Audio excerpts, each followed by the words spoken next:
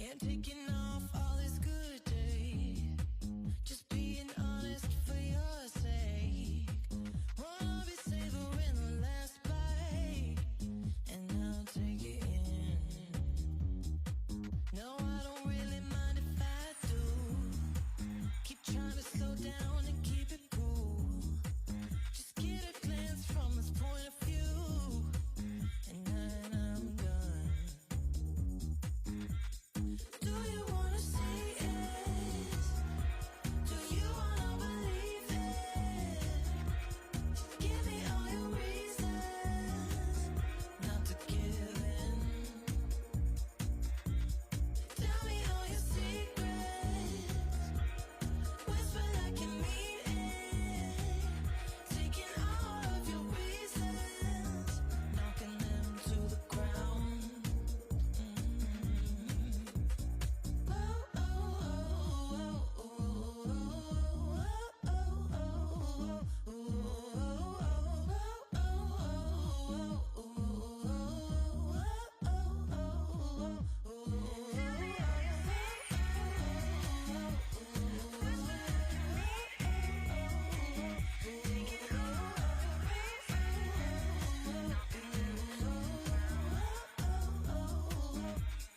Do you wanna see it?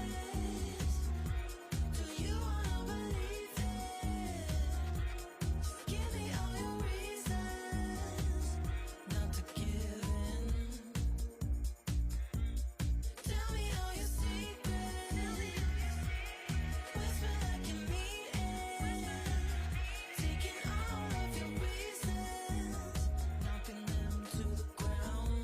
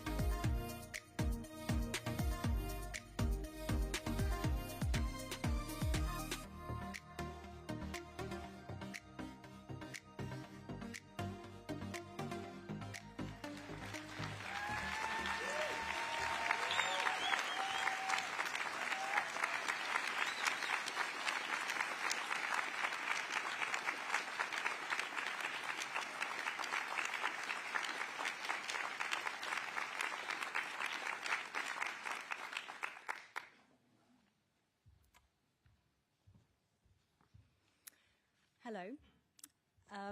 My name is Caroline El-Saman. I am the founder of Little Jungle School of Early Childhood in Peckham. We believe that the early years are a fundamental part of all human beings' journey to become strong and competent adults. The first 5 years of a child's life are a crucial period of their development. Of course, we do teach the children vital skills like numeracy and literacy, but more importantly, this is when the foundation for future learning and health is established. In these early years, children learn to express their ideas and find their voice. They develop their social skills as well as their critical thinking skills. they also develop a strong sense of self. With more and more families needing to have both parents go to work, early years professionals like me have an important responsibility to expose children to rich learning experiences. With us, they can develop and practice all of these important skills which they can put to use in the future. It is short-sighted to think about the early years as just care, or as a means of preparing children for literacy and numeracy skills only. We need to be ambitious for all children, to help them develop numeracy skills so that they can start primary school with equal potential they were born with. Without this strong foundation, some children may never catch up. This will lead to further, probably more expensive interventions being needed at a later date. It may mean teachers trying to give them extra help being taken away from the rest of the class, or those unprepared children falling further behind. We need to make sure every child has the opportunities they deserve. We're already starting to see the change that a government can make. Hundreds of thousands of working parents can now get extra help with their childcare, with 15 hours government-funded early education each week for children aged 9 months and older. The government are setting up breakfast clubs in every primary school so that children can start their day ready to learn. They're funding 300 new or expanded nurseries, which will open to the school for the next school year, and speech and language support for young children so that every child can find their voice. And they're supporting parents too in this very, very important time. With paternity leave and maternity leave being protected so working parents can spend time with their family. This government will keep going to help children like the ones that I work with and make sure every child gets the best start in life. Thank you.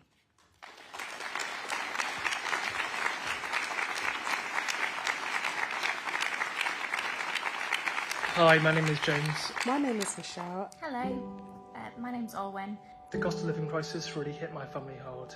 Most of my family members are on prepayment energy meters, so when prices first started to increase, they often have to decide whether to top up the electricity bills or gas bills, often not being able to do both. So the cost of living crisis has affected us fairly severely, and our hope is that with these changes, it will be a lot more manageable for us, or at least the other costs, like cost of living, which has been going up, will either go down or even just remain the same and stop increasing at the rate that they are. That's all been really challenging, and it's really positive to hear that the government want to raise living standards, that they have a commitment to that.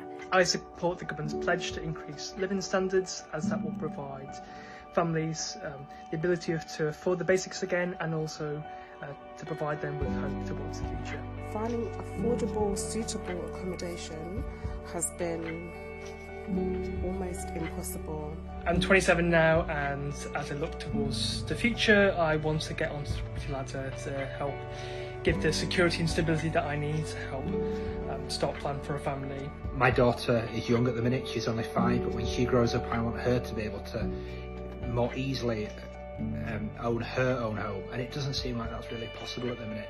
So I support the government in building lots and lots of new homes. There are lots of people that need stable living conditions, stable bases, people that want to buy or rent homes, depending on their situation, that aren't currently able to because of the market and because of the availability of it. The government's plan to build 1.5 million additional homes will not only help first-time buyers, but also people looking to move further up the ladder like myself.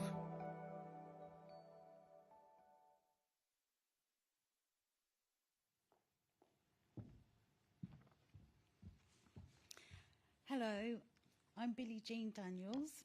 I'm an outreach teacher at the Royal Free Hospital Children's School. I'm a mum of two girls, and a proud nanny BB, and I live in North London. I was diagnosed with and treated for breast cancer just over 2 years ago. I went to see my GP about a lump that I'd found, and she referred me to have it checked out. It took weeks and weeks to find out what kind of cancer I had, how advanced it was, and to start my treatment. Waiting was torturous. It was all I could think about, and my heart goes out to anybody that has to wait. When you're told you have an aggressive, highly recurring cancer, it is terrifying, and you just want to have it removed from your body. It was a torturous wait for my 2 beautiful daughters, for my mum, my dad, and for my friends. And in some ways, it felt harder for them at times than it even did for me. Once I started my treatment, everything fell into place and worked brilliantly, like a well-oiled machine. So getting into the system can be a struggle, but once in, I had such amazing care at the Royal Free Hospital. So following my treatment, chemotherapy, surgery, radiotherapy, targeted treatment, I found it incredibly tough. I struggle both physically and with my mental health. I'm so appreciative for the fantastic support network around me, including Maggie's Cancer Charity. Thank you. Cancer feels so prevalent for me. I've lost recently family members and friends to cancer, and a younger, very lovely friend of mine in her early 30s is having treatment for recurrence. She's had to have some of her eggs frozen in an attempt to fulfill her dream of becoming a mum in the future. She's had medical menopause caused by chemotherapy. So having an awareness of so many people with cancer, and through my own life experiences, it's highlighted how vital it is that we invest in our precious and amazing NHS. I want to see an NHS where everyone who needs it gets the tests and the treatment that they need when they need it. And importantly, the support they need to cope with it and adjust back to their life after treatment. And I know that that's what Keir Starmer's government wants too. I was determined to do everything that I could do to fight. But without the NHS and the treatment that I received, I would not be here today. Modern medicine can be a lifesaver, but we need to fund it to make it happen. That's why I am thrilled to see this government prioritising ending the backlog so that people can be seen more quickly. Nobody with cancer should ever have to rely on being lucky. Thank you.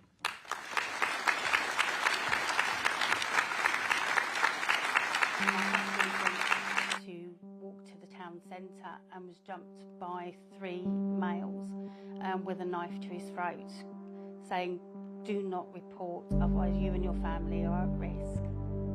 It makes you question your own vulnerability in your community, on who's looking out for each other. It makes you think that, as the wife of the victim, that you're helpless to help them, and so you have antisocial behaviour has a profound effect on those people that are experiencing it, whether it's a short-term thing or a longer term, into years maybe.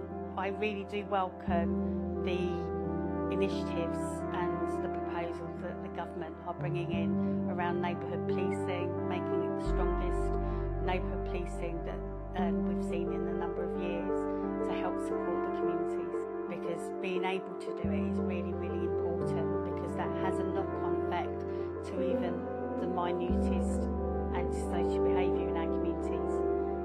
So success for me would look like, and for the community, is that there is a higher trust and confidence in reporting, but also in the prevention of crime in the first place. But it is welcome that we see more people and more police on the beat. We as communities have a role to play, the police have a role to play, the councils, the government. Everybody has a part to play in this. What I would like to see in 5 years' time is that the government has been seen as trying to get to or achieving those goals. So I'm acknowledging it's going to be a hard journey. It's going to be a challenging journey. But if the government are really pushing for those results, then I wish them the best of luck.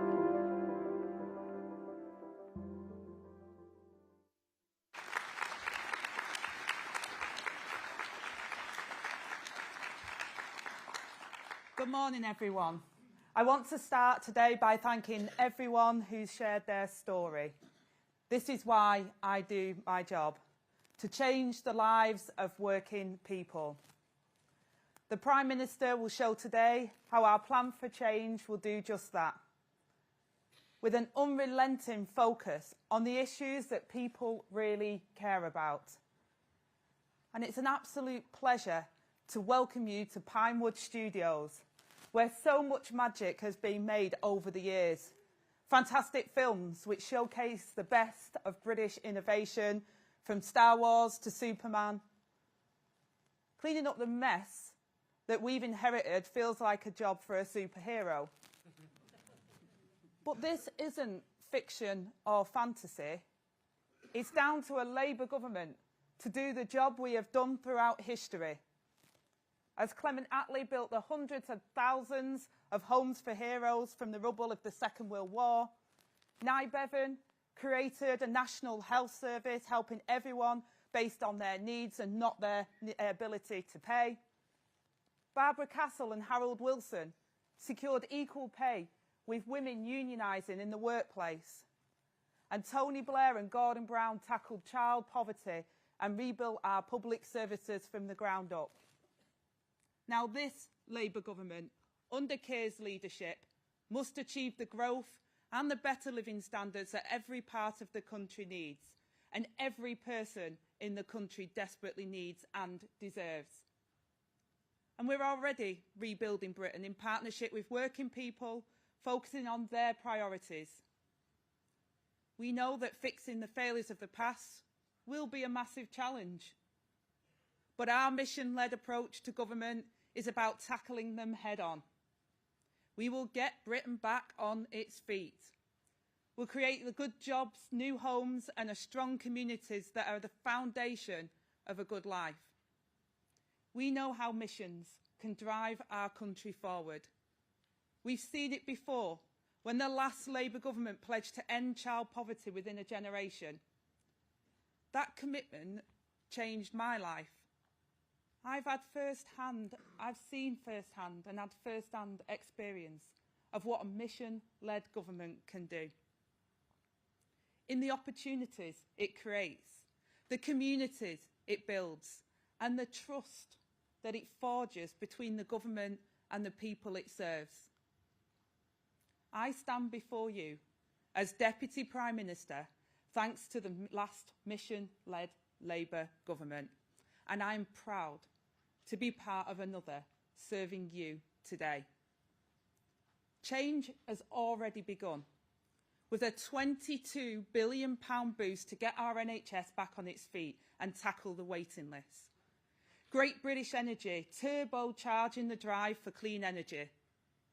Investment in our buses and putting railways back on the path to public ownership.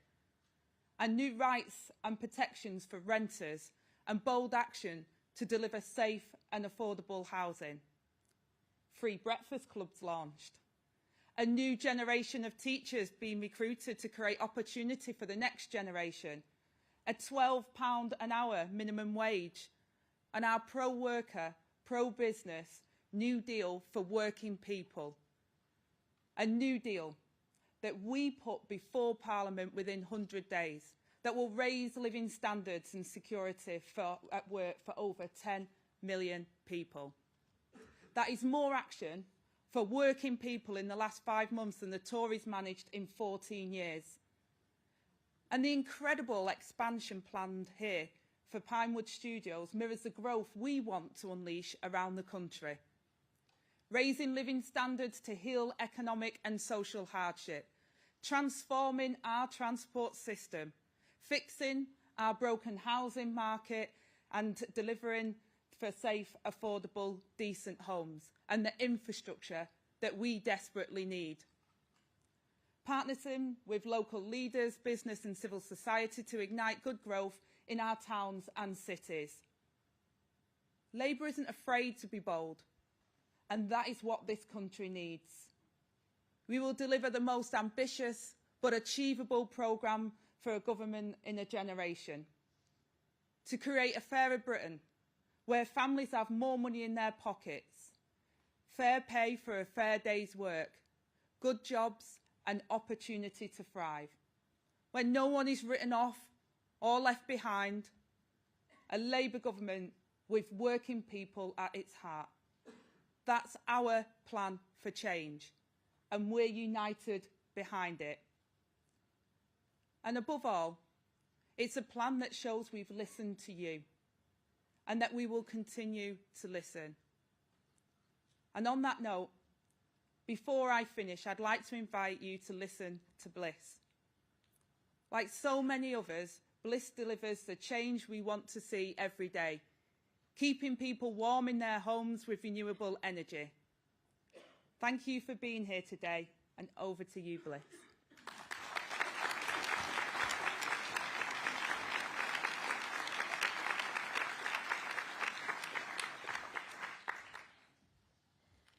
Good morning, everyone. I'm Bliss Cunning, and I absolutely love my job. I'm a plumber, officially known as a low-carbon heating support engineer, installing heat pumps for Octopus Energy. Every day, I get to help regular people enjoy the benefits of cheap renewable energy in their homes while contributing to the UK's goal of net zero. I take pride in my work, and as someone worried about our climate, I feel really good about the change I'm helping to deliver. But it's been a journey to get here. When I left school, I didn't know what I wanted to do.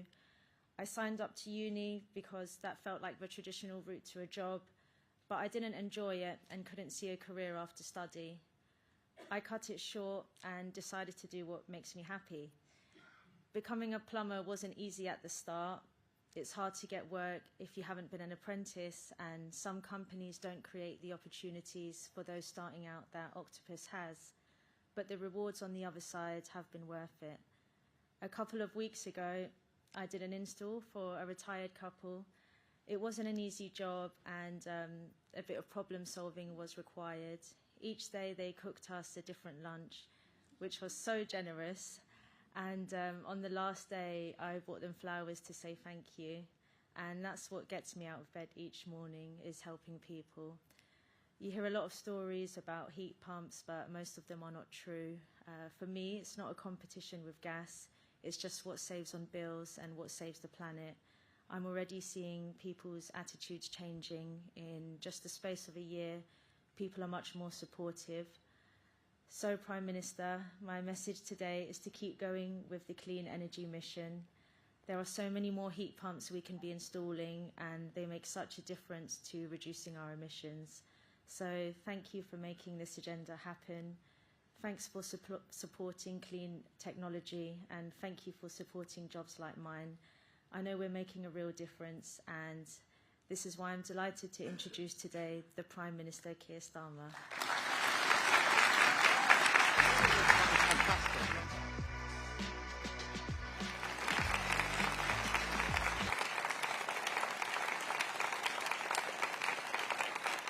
Thank you, Ange, and thank you to all of our speakers, speaking so powerfully about things that really, really matter. And Bliss, that was incredible. And Bliss has never spoken in public like this, from a stage like this before in her life.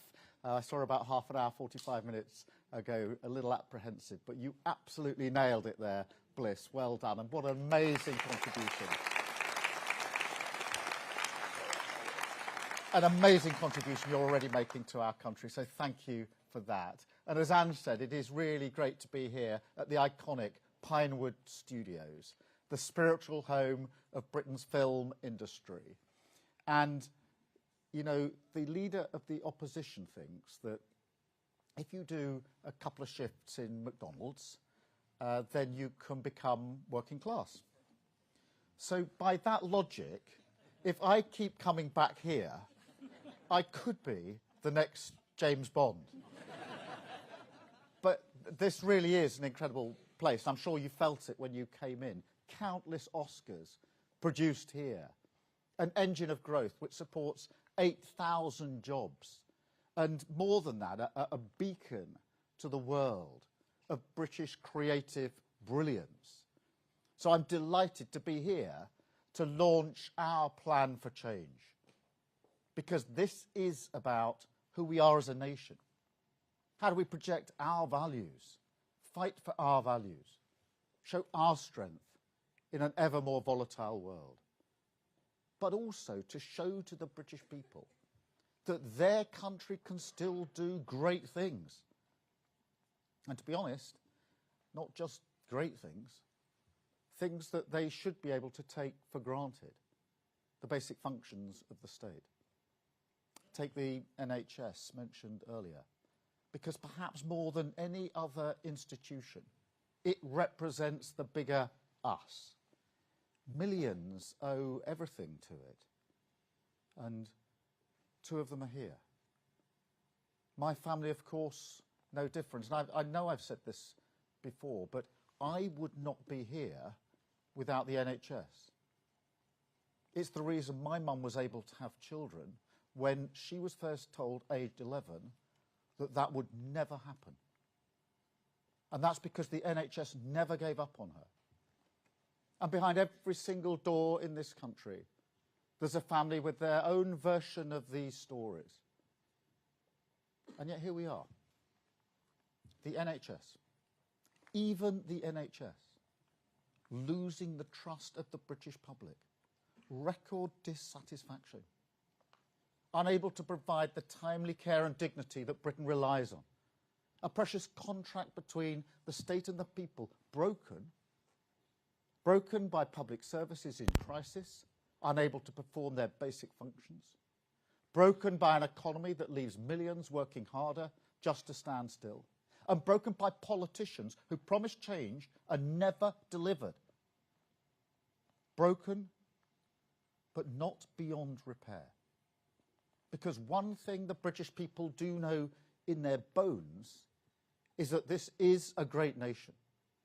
No matter how tough things are for their family and their community, they know that. And they're right. Because they recognise it in themselves. After all, in the last 14 years, they tightened their belts when they were told, we're all in it together. They closed ranks to defeat a deadly virus. And they never once wavered in their commitment to stand with Ukraine. And all they asked for in return was a government to meet them halfway. And there's hope in that.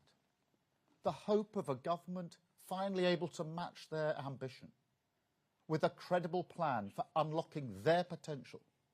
A great nation rediscovering it can do great things, renewing that contract with the people, delivering the change that they voted for.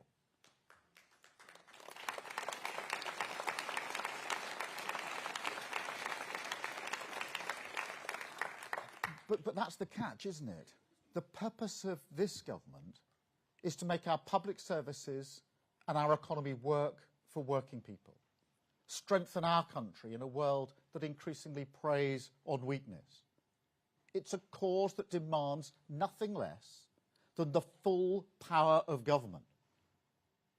Yet that's precisely what's broken, isn't it?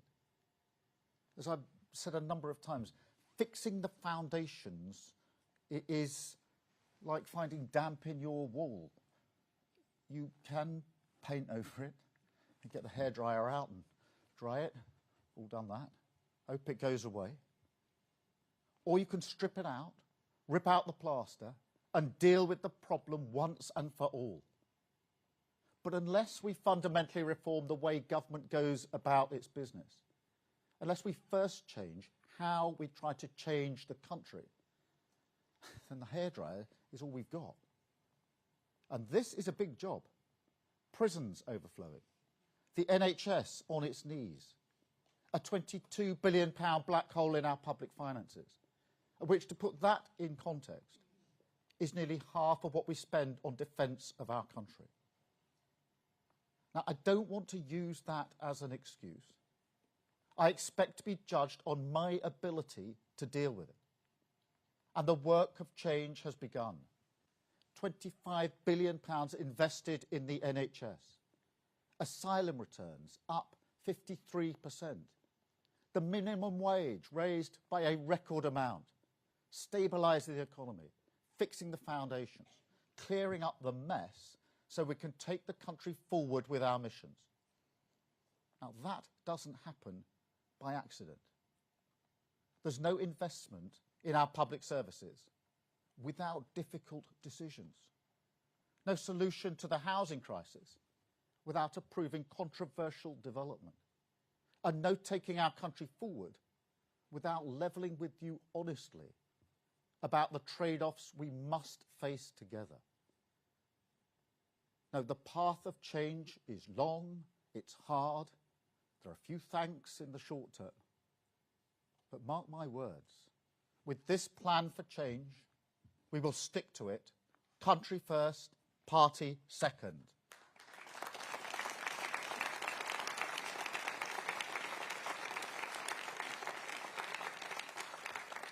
So in that country first spirit, we change our plan, a plan for change, a plan that does two things at the same time. First, it doubles down on our national missions, a strategy that, for all the turbulence of the world around us, has remained robust since we published it nearly 2 years ago. A strategy that will give the government and the nation, whether in calm or choppy waters, the stabilising certainty of the clear destination, guide us towards a decade of national renewal. Yes, some will say, we've heard these missions before. Where's the rabbit out the hat? In Westminster, they always say that. But I make no apologies for sticking to our plan, and no apologies for fixing the eyes of Whitehall, not on the distraction of Westminster, but on the long-term good of our country. However, to drive those missions forward in this Parliament and show our progress towards them, today we publish new milestones, measurable milestones, that will also give the British people the power to hold our feet to the fire. Because that accountability, that is part of how we shift the focus in Westminster towards long-term change. Second, our plan commits Whitehall to mission-led government, an approach to governing that won't just deliver change, but also change the nature of government itself, fix the foundations and find tools for the job. Make no mistake, this plan will land on desks across Whitehall with the heavy thud of a gauntlet being thrown down.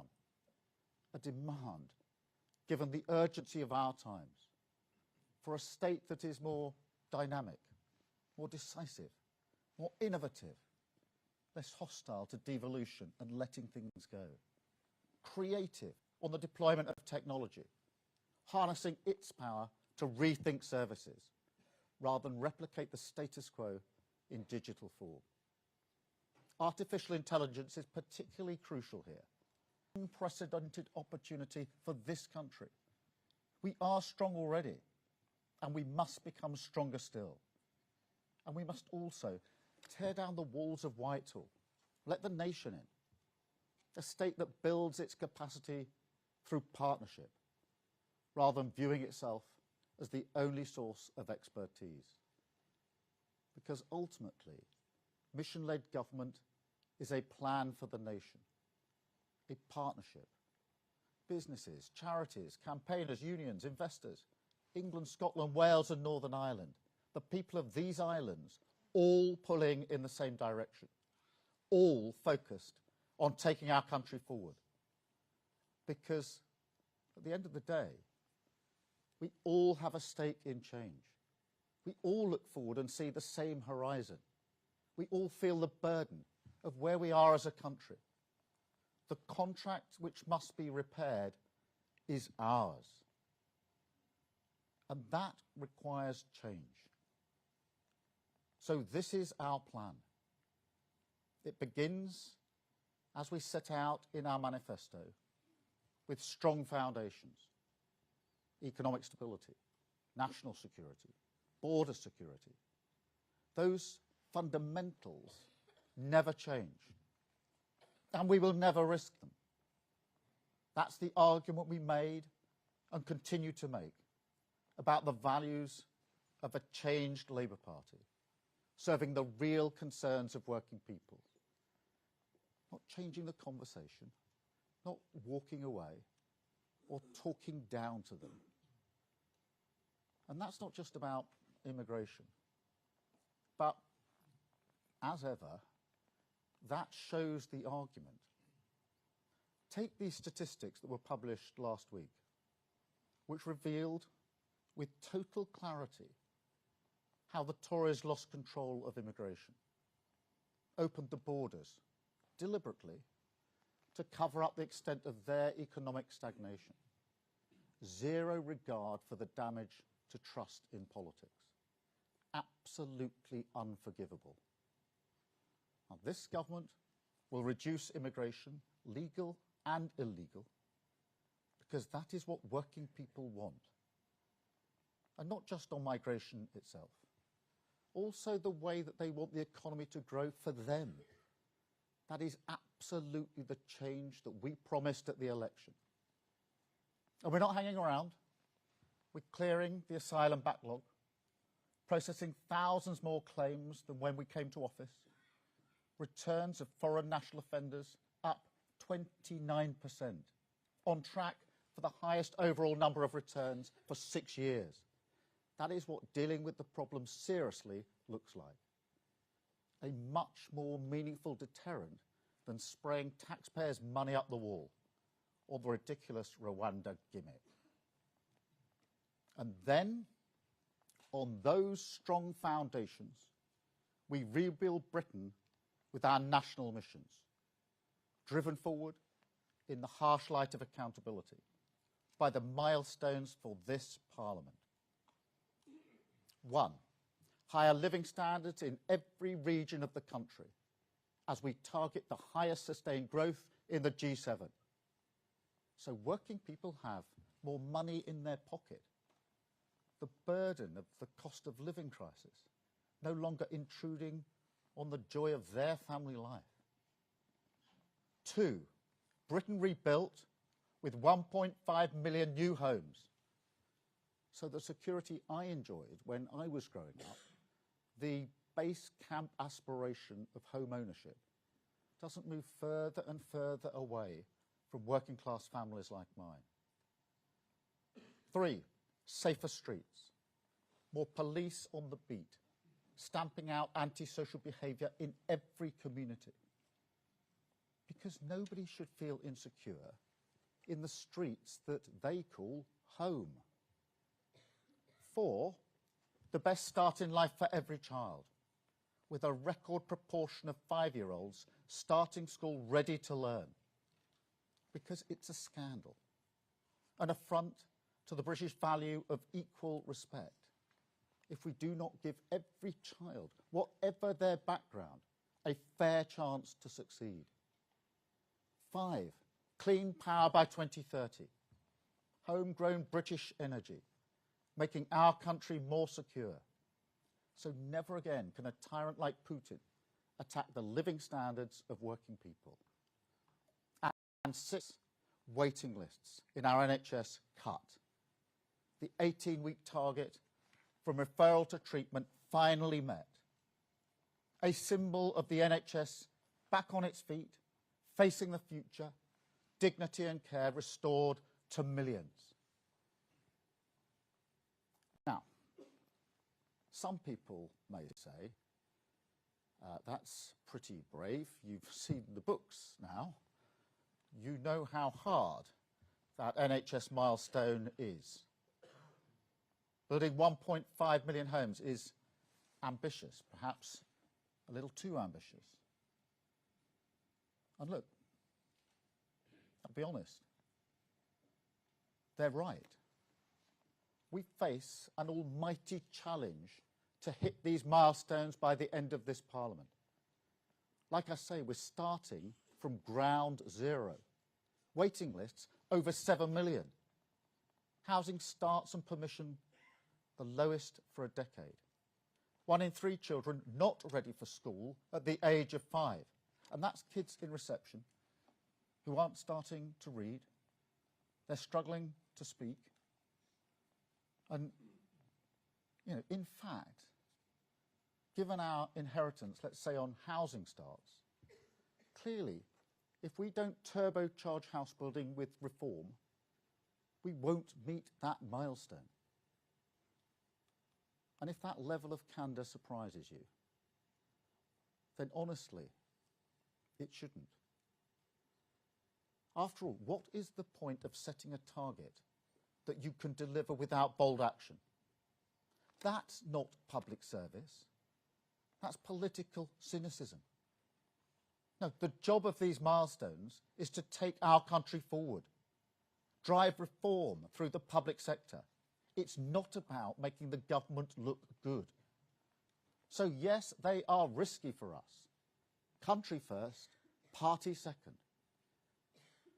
Because that is something we've totally lost sight of in British politics. And to be honest, across Whitehall as well. I don't think there's a swamp to be drained here. But I do think that too many people in Whitehall are comfortable in the tepid bath of managed decline, have forgotten, to paraphrase JFK, that you choose change not because it's easy, but because it's hard. Now, I totally get that when trust in politics is so low, we must be careful about the promises we make. But across Whitehall and Westminster, that's been internalised as a don't say anything, don't try anything too ambitious, set targets that will happen anyway, like Rishi Sunak's inflation target, for example. And then they wonder why working people won't give you a pat on the back, wonder why working people no longer believe that politics can make a real difference to their lives. Our plan for change is a break, both with the unrealistic bluster of Boris Johnson, but also with the acceptance of decline that was Rishi Sunak's 5 pledges. Our plan for change is the most ambitious and credible programme for government in a generation, and we embrace the risk that comes with it. Because if there was no jeopardy, if there was no resistance, no blockages or impediments for us to remove, then as sure as night follows day, that will be a sign that we're not serious about delivering change. And I will never do that. The mandate was for change, and change is what we will deliver.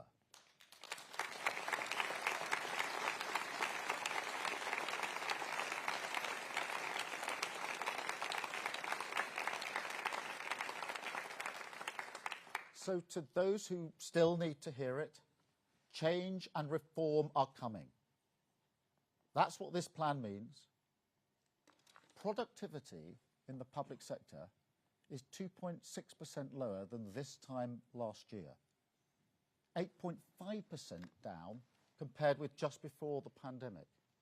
Now, that would not be accepted in any other sector or walk of life.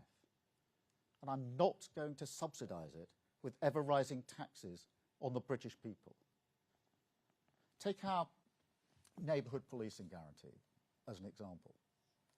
That will deliver 13,000 extra neighbourhood police, visible on the beat, cracking down on antisocial behaviour, a named contactable officer in every community, a relief for millions of people scared to walk their own streets. That pledge is only made possible because we're matching investment with reform, standardising procurement, streamlining specialist capabilities like digital forensics, ending the madness of each of our 43 forces purchasing their own cars and their own uniforms. Or take our planning system, a blockage in our economy that is so big it obscures an entire future, stops this country building roads, grid connections, laboratories, train lines, warehouses, wind farms, power stations, you name it. A chokehold on the growth our country needs, suffocating the aspiration of working families. I mean, you walk around our country, you look at our infrastructure, and it is clear almost immediately that we have long freeloaded off the British genius of the past because we won't build a future. We haven't built a reservoir for over 30 years. And even the projects we do approve are fought tooth and nail and tooth until you end up with the absurd spectacle of a £100 million bat tunnel holding up the country's single biggest infrastructure project, driving up taxes and the cost of living beyond belief.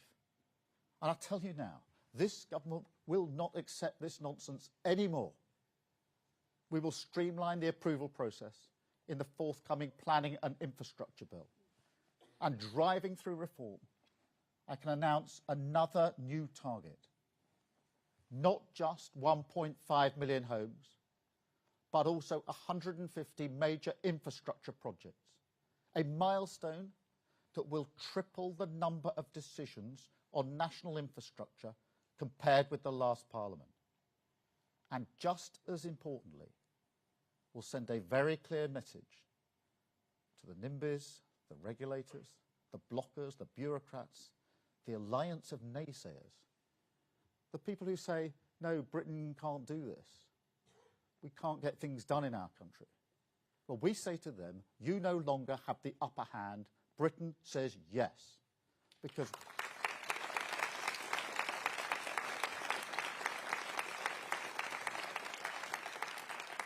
Because whether you like it or not, we are building a future for working people, making our country strong with stability, investment and reform. And we're building it with urgency because there's no time to lose. Everyone can see there's a growing impatience with traditional politics. Everyone can see how people are tired with those who fail to get the job done. Now, populism isn't the answer to Britain's challenges. Easy answers won't make our country strong. But nobody can deny that this kind of politics feeds off real concerns. In fact, that's the crux of the matter. People haven't become radical ideologues. We are still, in our values, a pragmatic nation. What people want from their politics, that hasn't changed. They want a stable economy.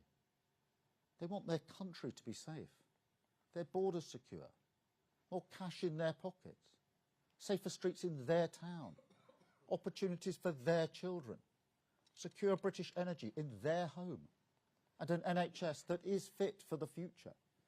And that is why we've set these missions. Missions to make our country strong. Missions to make working people better off. Missions this government will deliver.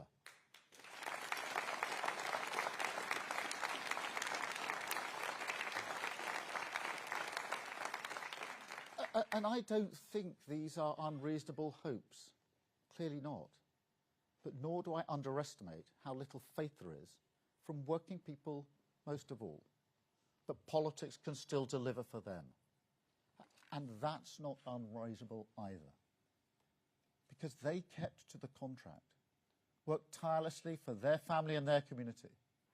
But the previous government never kept their side of the bargain. And that is what we must change. That is what these missions add up to. I don't want to give you the whole story about my parents all over again.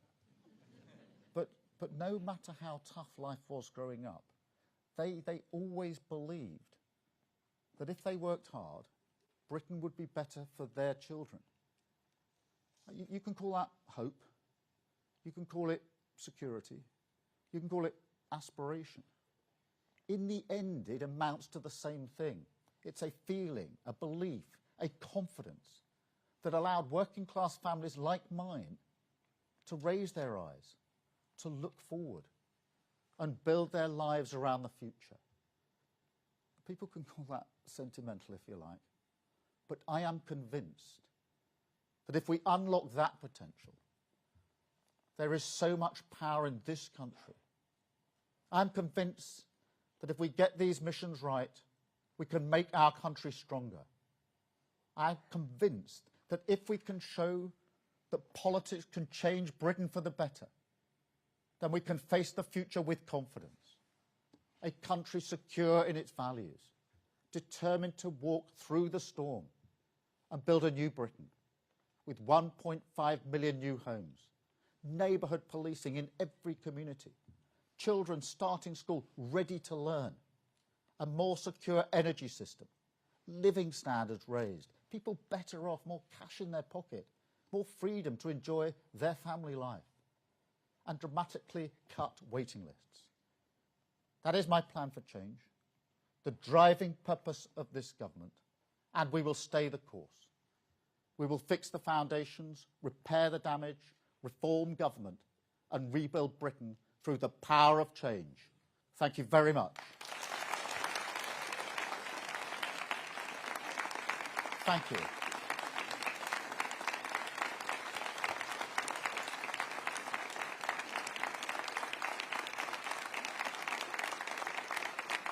Thank you very much.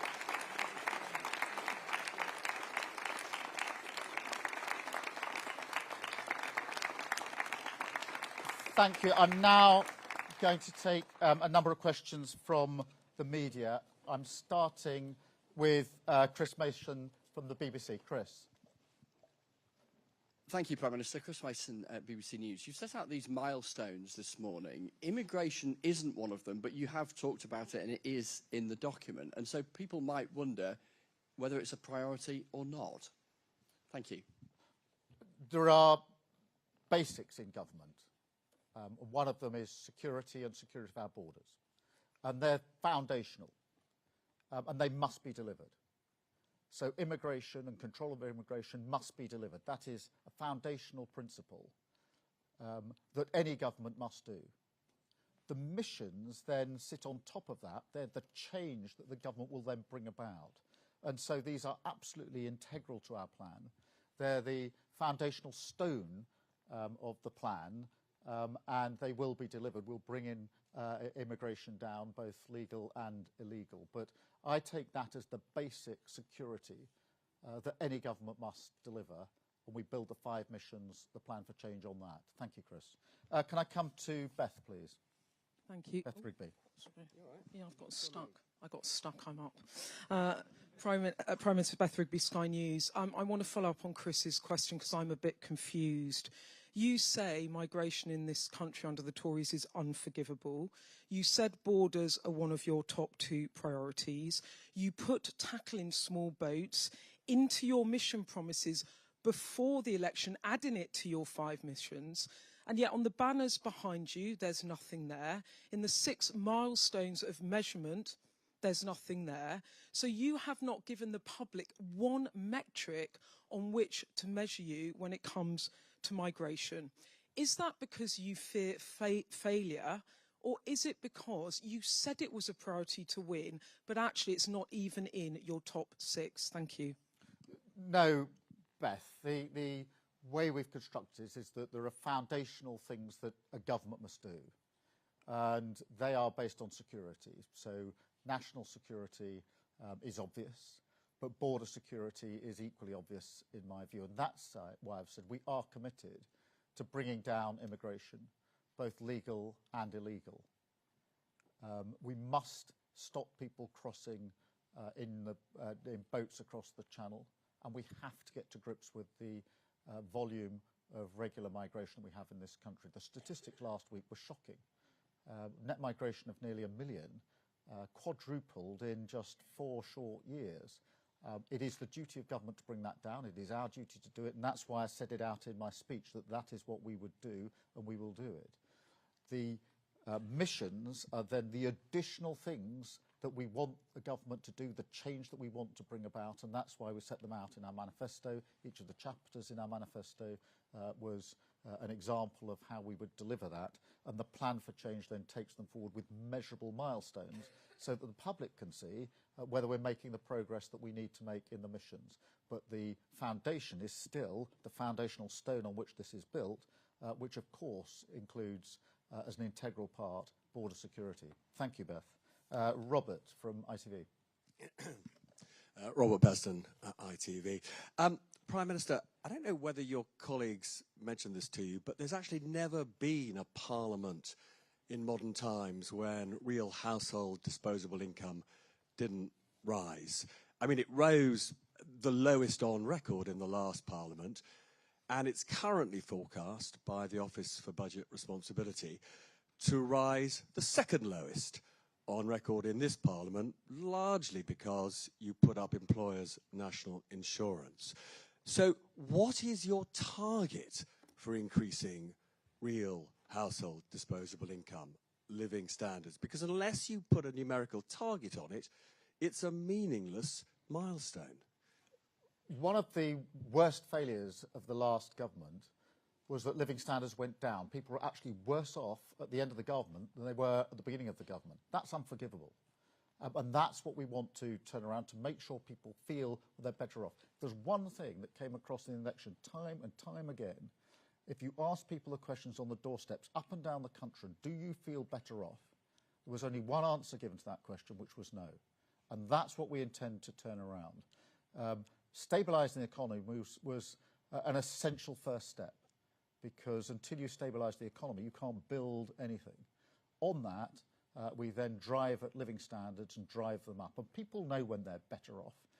It's one of the first things that people talk about. Of course, we'll go on. That's what the milestones are here. They all ladder up to our plan to make sure that living standards go up. But this is, I think, one of the most important people. Do people feel that they're better off? Do they feel safe? Do they feel they've got an NHS that's working for them? These are the fundamentals that I think everybody is most concerned about. Thank you very much, Robert. Chris Hope. Chris Hope from GB News, Prime Minister. Again, sorry on secure borders. Your plan is to reduce net migration and reduce overall small boat crossings. GB News viewers will be saying simply, is that it, Prime Minister? Why can't you stop the boats and cut net migration to under 100,000? Is it because you can't or you don't want to? And just very quickly, can you afford all this with no more big tax rises? Look, Chris, we are going to drive down migration, both legal and illegal. That will only be done with a serious plan.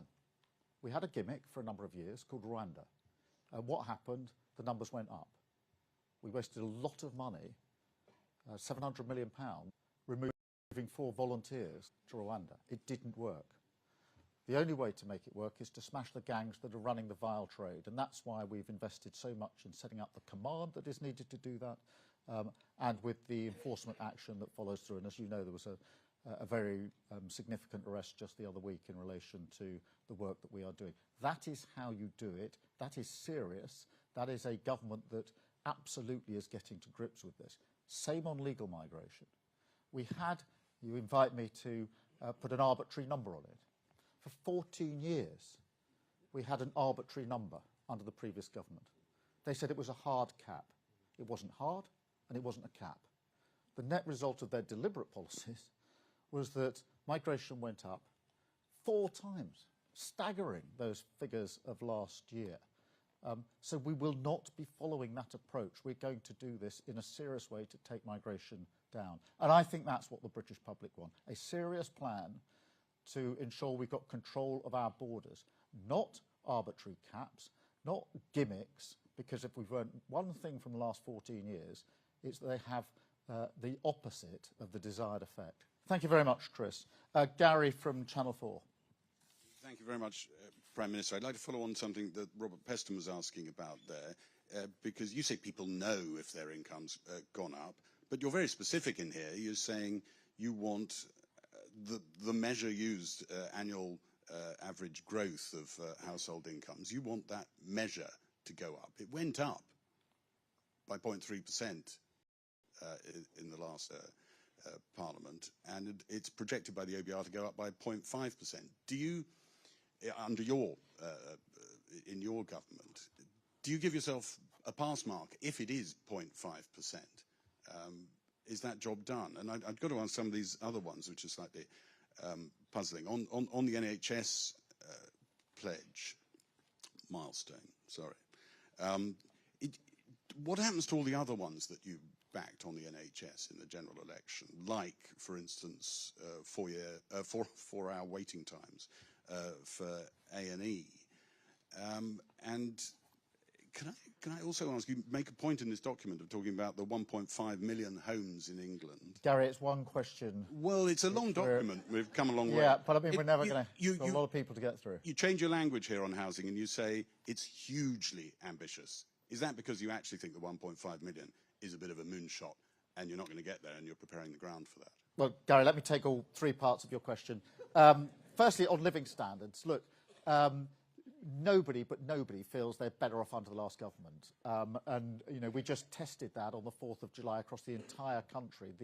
One of the main conversations on every doorstep was people saying they didn't feel better off. In fact, they felt worse off. That's what we are intending to change, and that's why we've made it one of the priorities under the plan.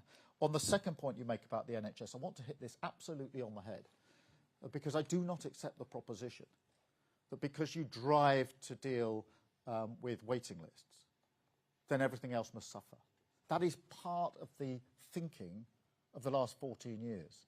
It's part of the reason you have managed decline, because you accept that and you accept other standards can go down. I don't accept that. And that's why we're going to drive this hard on delivery. That's why we're going to drive through reform at the same time. But the very idea that the moment you say, I'm prioritising one thing, that is permission to let go everything else, is completely wrong.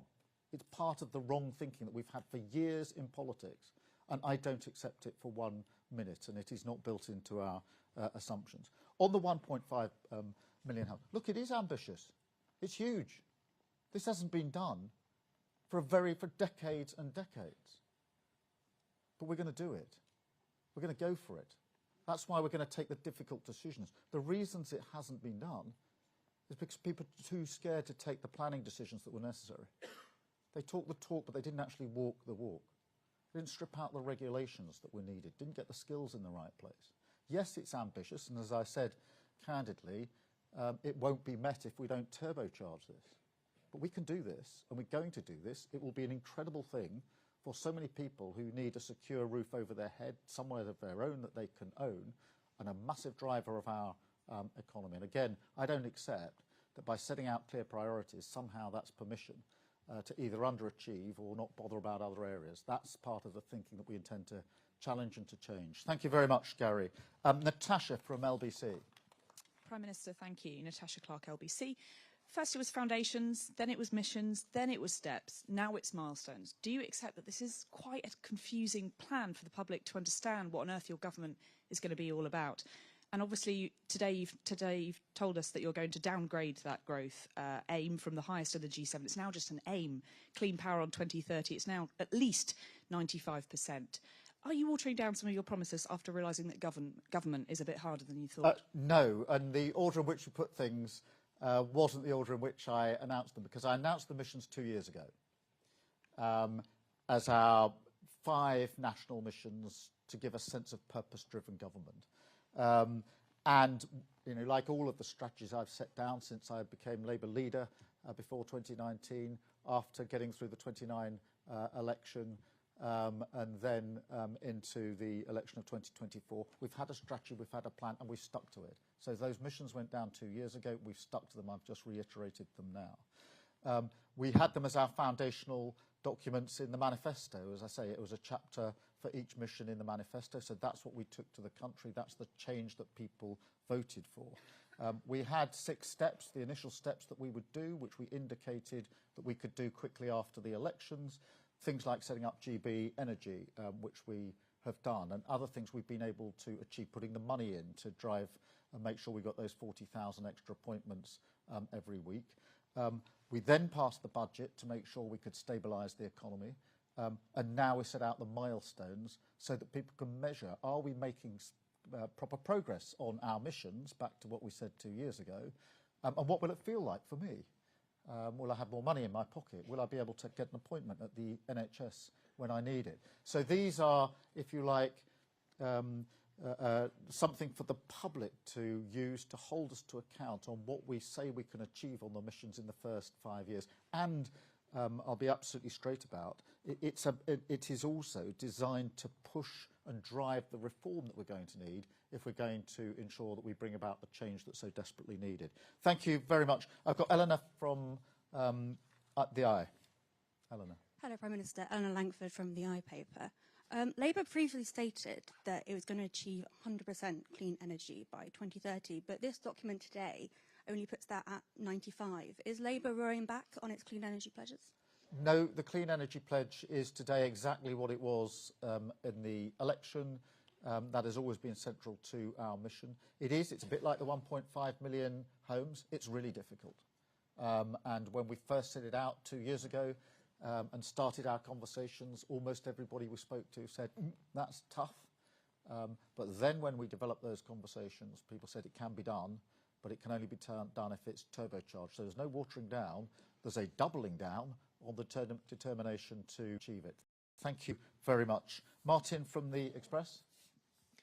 Thank you, Prime Minister. I'll have another stab at immigration. I'm still not sure what your actual plan is to tackle illegal crossings, which are up since you've become Prime Minister, the asylum bill, which is up since you became Prime Minister. And Brian Bell, chair of the Migration Advisory Committee, said at the weekend that we should expect a norm of net migration of around 350,000 per year. Do you agree with that? Well, the only way to tackle illegal migration effectively is to take down the gangs that are running it. They're making a huge amount of money in order to put people on boats across the channel, and we have to take them down. That's why we've set up the Border Security Command. That's why we've striking agreements with other countries. That's why I'm investing a lot of my time face-to-face with leaders to make sure that that law enforcement is coordinated and we have collaboration. I've done this before. I was chief prosecutor for 5 years. We had then, in my time, to deal with terrorist gangs who were also operating across borders. We had to deal with gangs that were moving drugs and guns across borders. And we did it by collaborating and coordinating. I've never accepted, and I won't accept, and I've said this before and I'll say it every day, I've never accepted that apparently we can deal with terrorist gangs, apparently we can deal with gangs that are running guns and drugs, but apparently we can't deal with those people who are running this vile trade. I don't accept that. And I think that's the serious answer to this problem. Not a gimmick that made absolutely no difference and cost a fortune. And so that's how we have to take down the gangs that are running the trade in the first place. On the asylum costs, of course we've got to bring them down. We've got to process the claims. Because the last government didn't stop the boats and didn't process the claims. They've got record numbers of people who are stuck in the middle, having to be accommodated at the taxpayer's expense. That was a ridiculous way to run the country. We're going to change that. Thank you very much. Can I have Anna from the FT? Hi, Anna Gross from the Financial Times. When you select six targets like this, there's obviously going to be an opportunity cost for other policy areas that aren't being targeted. None of the six milestones that you've selected here seem like levers that will actually drive growth. There's nothing on skills, on training, on transport, on driving investment into the UK. Has the government given up on prioritising economic growth? And just a second part of that, you also previously said you'd have the highest growth in the G7 by the end of this Parliament. Is that still the ambition? Firstly, let me push back on the suggestion that none of these have got anything to do with growth. They've all got everything to do about growth. If you can't get an operation and you can't get back to work, it has a massive impact on growth. Housing has a massive impact on growth. It's one of the biggest factors in determining growth, the house building projects across the country. Not just the projects themselves, but also the way in which it allows people to live where they need to live for the jobs that they're going to have. So these are all deliberately there, laddering up to growth, which is the #1 mission of this government. So each in their own way contributes to that. Clean power is another example. If you ask businesses, what's the thing that's really caused you the most problem over the last 3 years? Almost all of them will say very high energy bills.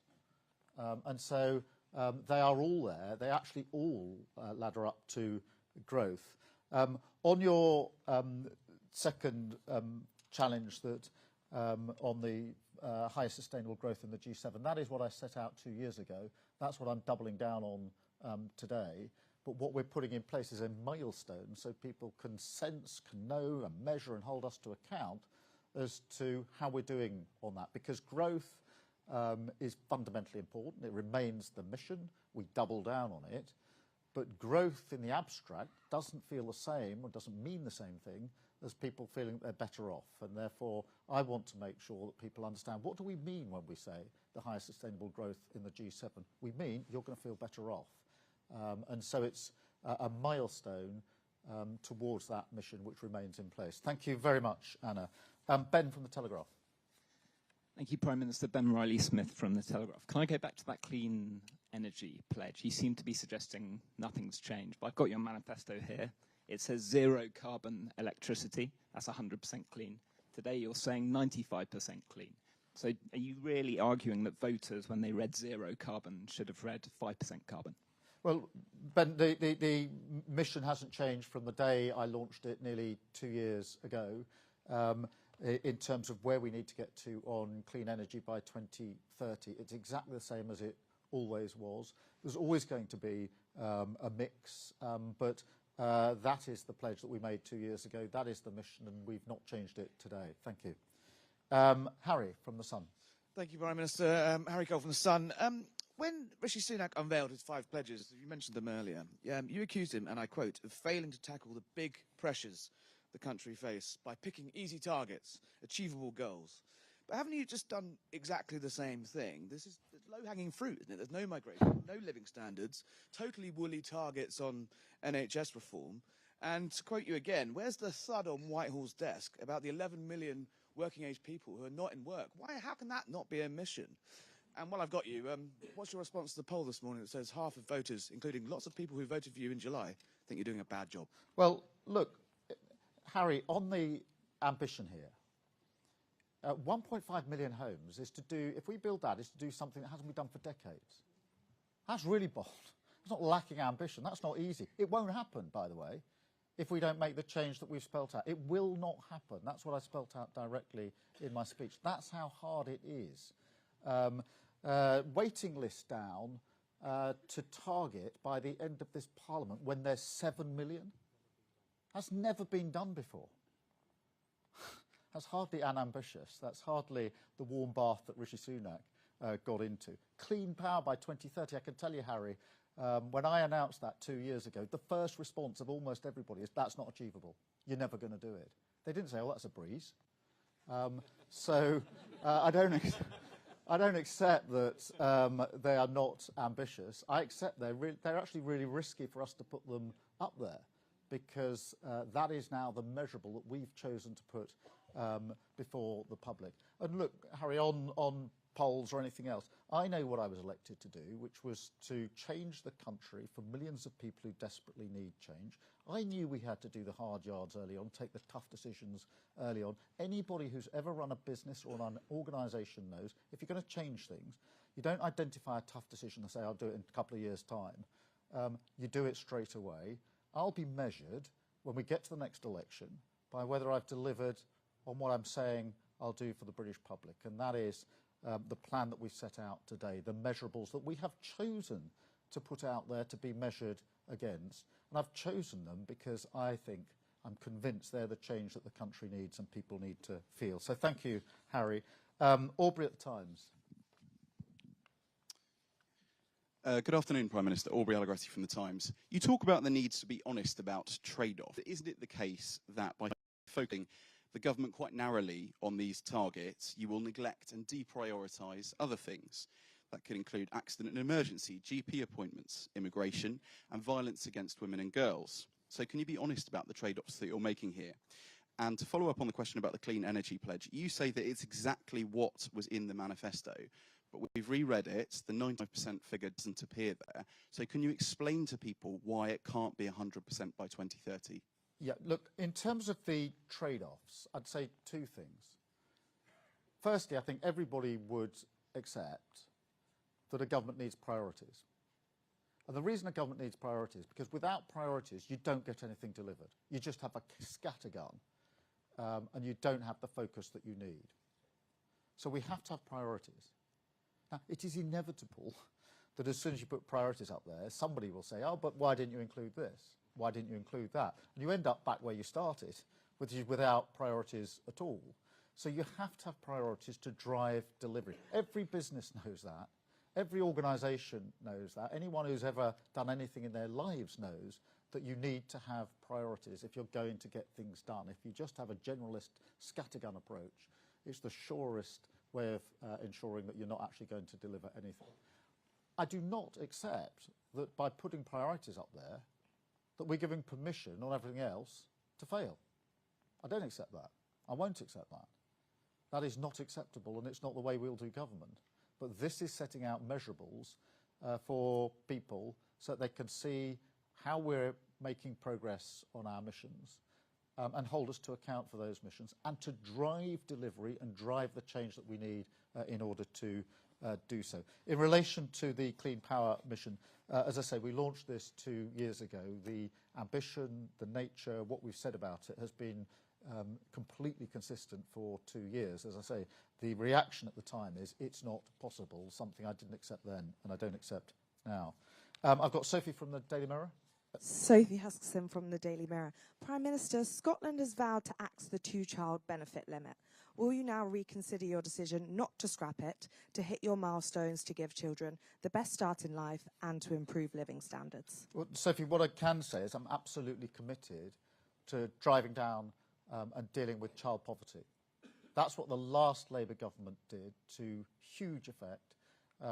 It's why we've set up the task force to deal with this. But I don't accept that this is just one thing that needs to happen. If you're really going to tackle child poverty, you've got to look at housing, you've got to look at health, you've got to look at education, you've got to look at so many aspects of a child's life in order to take it seriously and to bring it down. So I know it's easy to think there's one silver bullet, and if you just do that one thing, that will change everything. I don't accept that, but we've got a strategy that we're working on to ensure that we do what the last Labour government did, which is to drive down child poverty. Thank you very much. I've got Harriet from the Daily Mail. Thanks, Prime Minister. Harriet Line, Daily Mail. Since coming into office, you've launched 67 reviews, consultations and task forces, with even more in the pipeline. Critics say you're more interested in talking shops than tough decisions. Don't these reviews show that you simply didn't have a plan for what to do when you got into government? No. And if you look at what we've done, there's a whole list of things that we've done already in government. I listed some of them in my conference speech in September. I haven't got time to repeat that speech here, but there were a long list of things that we've already delivered on, setting up Great British Energy, making sure that we're doing the, already starting on the planning reform that we need, already using the money we've got to bring down the waiting lists in our hospitals. There's the Border Security Command already set up. So the delivery, there's lots and lots of stuff that's being delivered. But of course we've got to review things when we get into government. The first thing we had to do was review the books. I'm glad we did, although I didn't like what we found. We reviewed the books and found there was a £22 billion black hole. It's a good thing we did that review, because if we hadn't done that review, we wouldn't have been able to pass the budget, which is now stabilising the economy. We reviewed how many people we had in our prisons. Many more than we needed, bursting point, to a point where, when I was trying to deal with the disorders, we were really struggling with whether we had enough prison places. That's unforgivable. I don't care which political party anyone supports. That is totally unforgivable. We're reviewing what's going on in immigration because the numbers that came out last week were staggering. Of course we're going to review how we're going to deal with that, because everywhere you look, the failure of the last government was much more profound and deep than even everybody thought it was on the 4th of July. So like any business or organisation, as I say, you've got to understand what you're dealing with once you're in a position to deal with it. And that's why we are looking across the board, looking at what we've got to do, and already getting on with the change that we need. Thank you very much. Thank you all.